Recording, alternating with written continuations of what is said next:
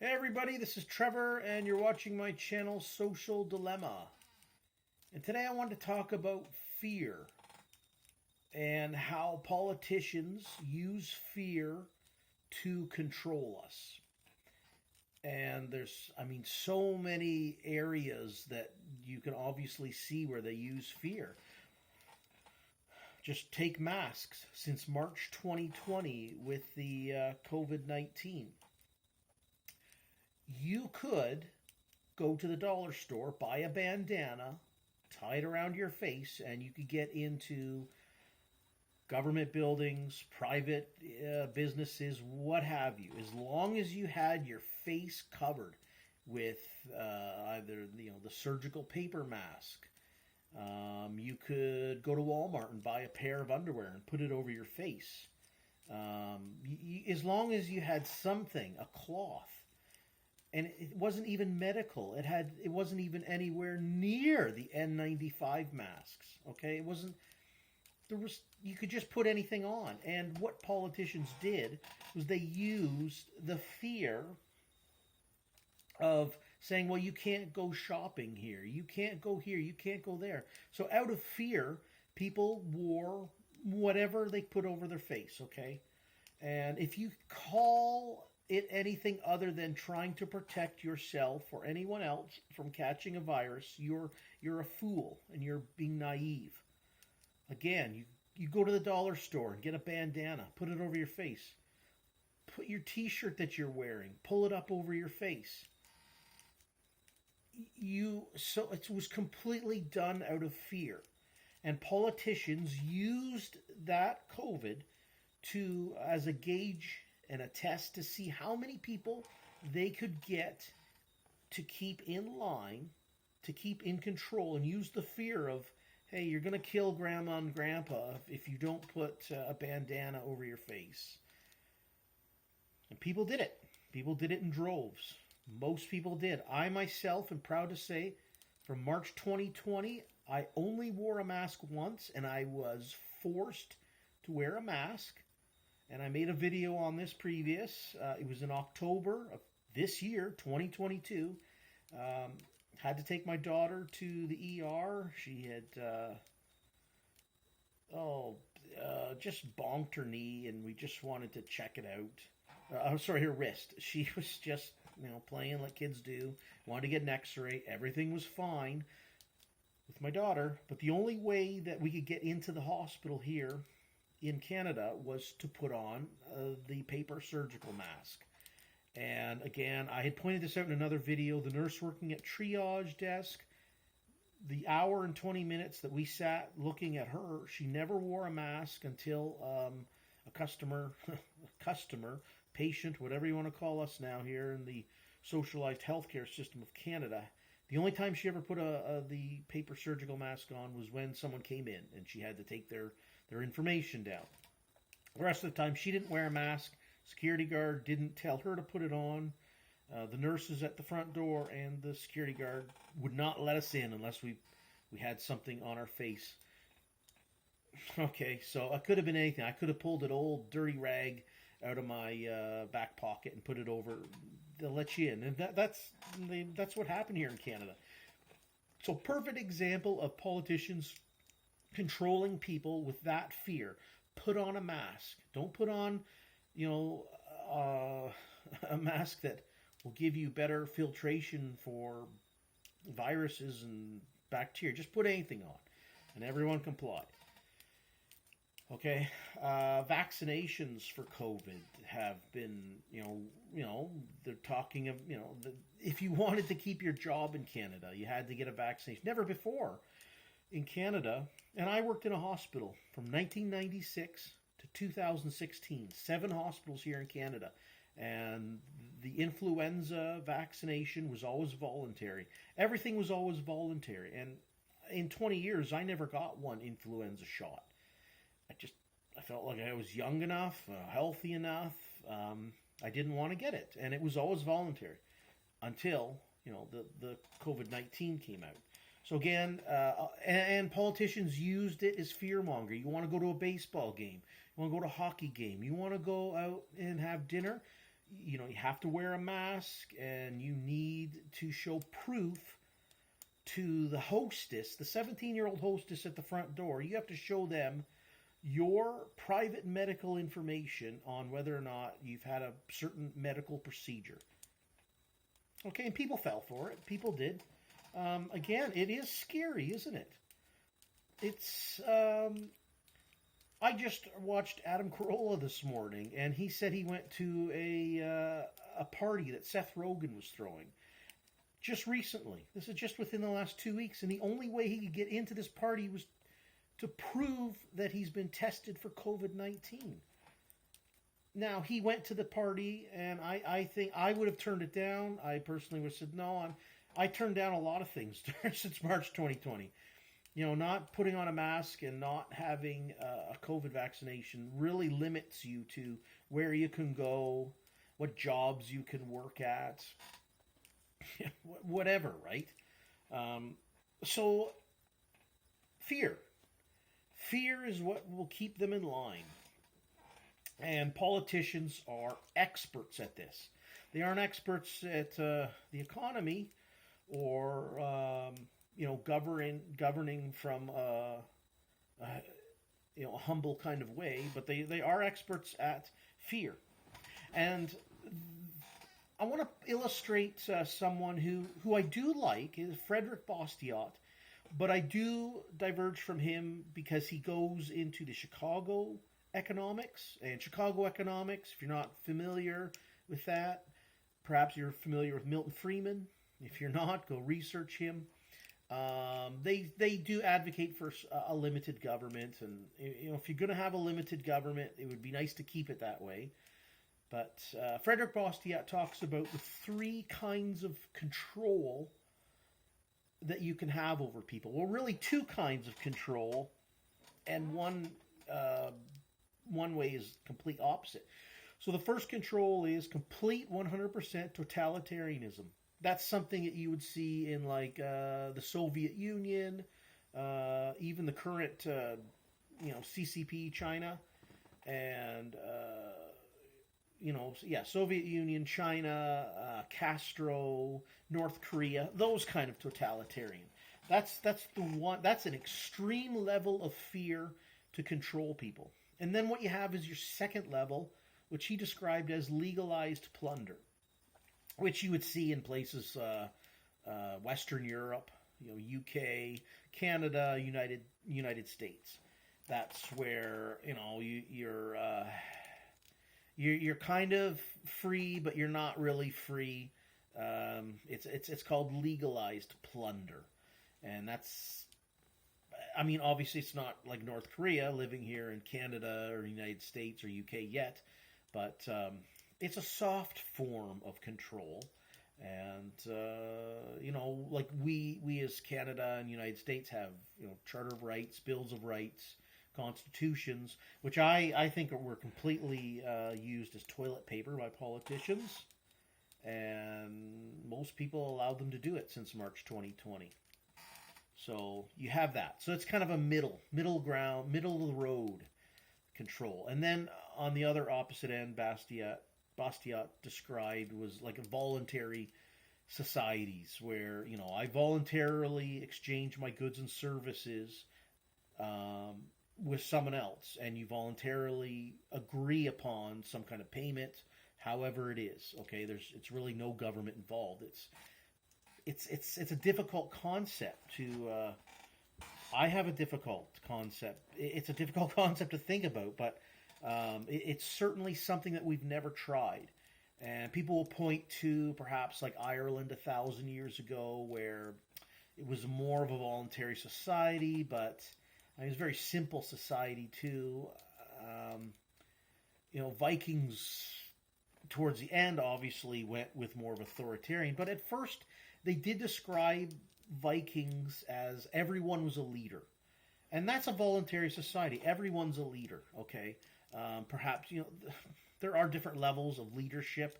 I want the leader, you would like a leader that doesn't use force against you, but really there's no good example throughout history of where a voluntary society has been tried, and that's because, again, you have politicians, and politicians, throughout the ages, you go back to Caesars and back to Socrates' time, and talk about politicians in Socrates' time. You could vote in his time, as he found out, and so I mean, really, there's been politicians, and up through the ages, the Middle Ages. You have your monarchies and whatnot, but really, throughout time immemorial, people like politicians have been using fear to control us. And I don't know why we keep falling for it. I don't know why for thousands of years people keep falling for it. Comment below and tell me why we keep falling for it. Again, I'll point out the masks. I mean, you could wear anything here in Canada is to get into a restaurant. Obviously they started with the masks and then they went to the vaccinations after that. But you could wear anything. It didn't make any sense to me. I thought I could just tie a rag that's been in my back pocket around my face and that'll allow me to get into a store. It didn't make any sense to me. But I think it was more out of fear. Fear is what keeps people in line. And that's... politicians are fantastic at using that. And I would like people to step it up now. I want to make videos like this and point out how we are used as literally sheep.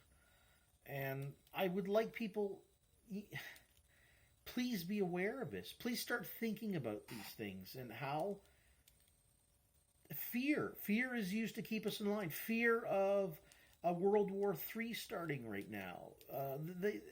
It's constant fear. For the past, since February, that Putin's going to launch a nuclear missile, and you better, and it's always, you better do this, you better do that, you better stock up, and I think stocking up when times are good. I don't.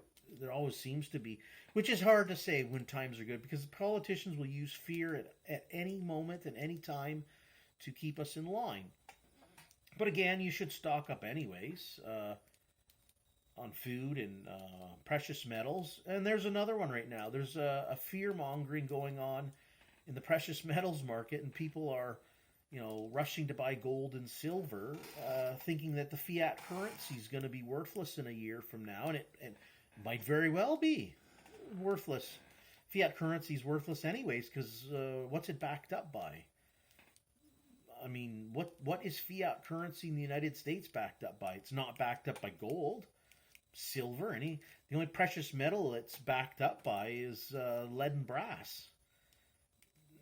That's what the US dollar's backed up by. So again, fear. Fear since March 2020 has just been running rampant through societies. Fear of death. Nobody, you think about death, and it's kind of a scary concept. Nobody wants to die, but it happens to everyone. The sun, the earth, everything's going to die eventually. People die. And so... the fear of death for dying from a virus. I mean, it's been here, like I say, I hearken back to my days of working in hospitals. 7 hospitals here in Canada from 1996 to 2016. I didn't ever get the influenza shot, and I got sick. I remember when I was 26 years old and 38, and they both happened right after New Year's, the month of January. When I was those ages, I was, sick. I'd be taking 3-4 days off of work, try to get back for a day, couldn't do it, and then it just kept coming and going for the entire month of January when I was at 26 and 38 years old. But, it's just something that happens, right? Like before COVID, friends would tell you, family members, geez, I got, I think I got the flu or something like that, right? What did you do? You'd stay home for a couple of days, but you still went out. You still went. There wasn't this fear-mongering of, you're going to kill grandma and grandpa. So I think fear, why is it running so rampant in society now? Well, definitely, since March 2020, governments around the world, politicians used COVID-19 to fear-monger us. Obviously, the mask wearing and get your injections, and fear mongering. And I don't know. Help to explain to me in the comments below. Why is fear running rampant? Uh, Many explanations. Here's one I was thinking of. There's this saying that, be the warrior in the garden, okay? Because you don't want to be a gardener in a war. And I think that's, to me, I'm thinking about that analogy, and I think people aren't strong anymore, okay? There's this wokeism. It just, people seem to have forgotten what it takes to just be a kind, loving person with strength, I guess. I don't know, but there seems to be few and far between warriors in the garden, and too many gardeners in the war. And I mean, just because it's a description of a warrior doesn't mean you're going out and killing everyone. What it means is, you have the ability to do that, but you would prefer to be in the garden. Again, because you don't want to be stuck somewhere, and like we have been since March 2020. You don't want to be out there, and I see it. I see it. There's too many gardeners out there since March 2020.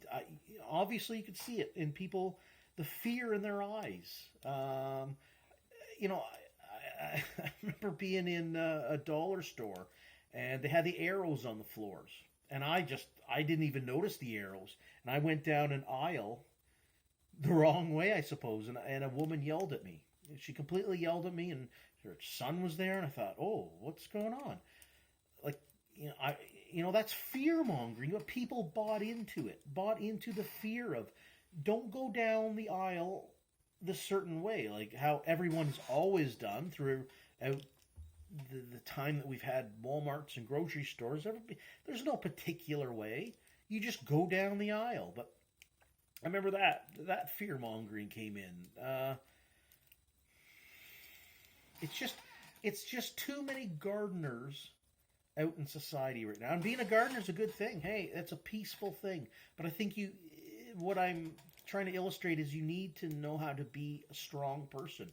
And I don't think that seems to be out here anymore. And so I'm just, I'm here. I'm just trying to point this out, and I hope I can point it out in a positive way so that people can reflect on what's been happening since March 2020 and go, yes, we need to be strong again. We need to recognize how politicians use fear to keep us in control. We have to be smart about things. We don't want another Spanish flu, but these things happen.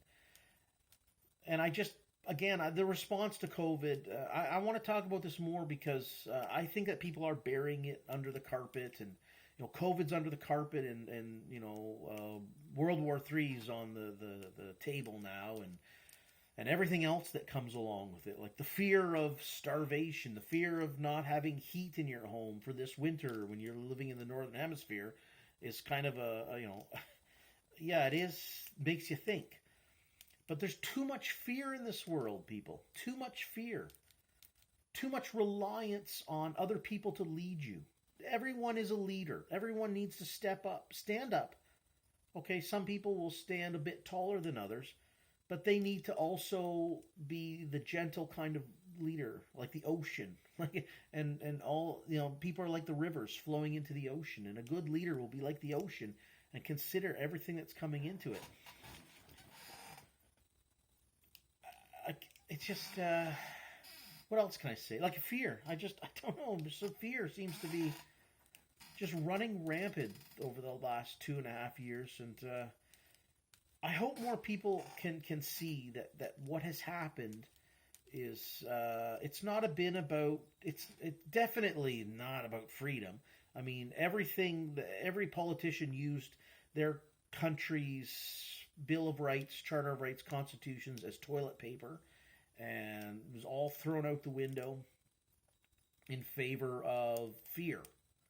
Okay, so that's my talk today. I just wanted to talk and point out fear, and I hope that more people can be a bit more, get some more strength, and stand up and start questioning when a politician says something. I think that's it's freedom of speech. We still, I guess, have it here in Canada, perhaps the United States, UK.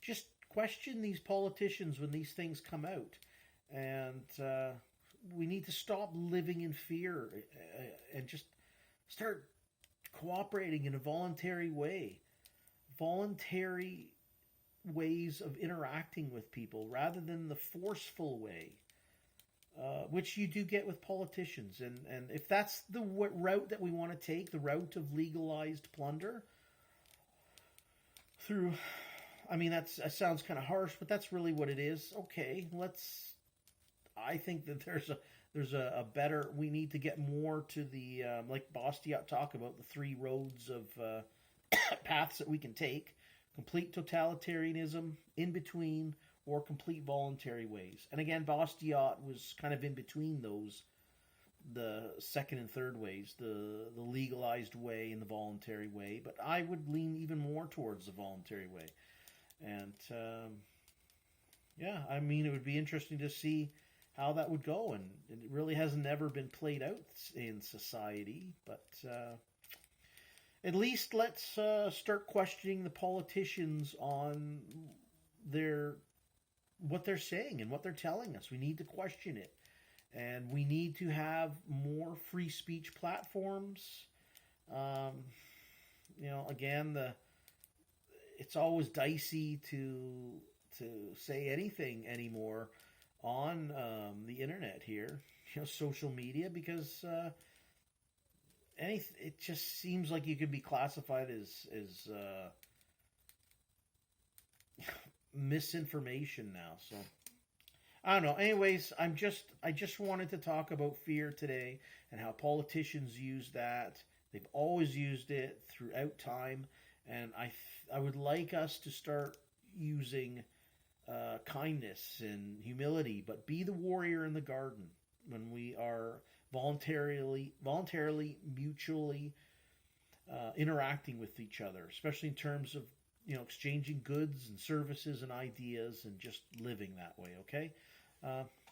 Thank you for watching, and yeah, everyone who subscribes and likes and comments, and whether it's thumbs up kind of comment or thumbs down comment, it's okay. Leave it and let's talk, because we need to voluntarily exchange ideas to learn.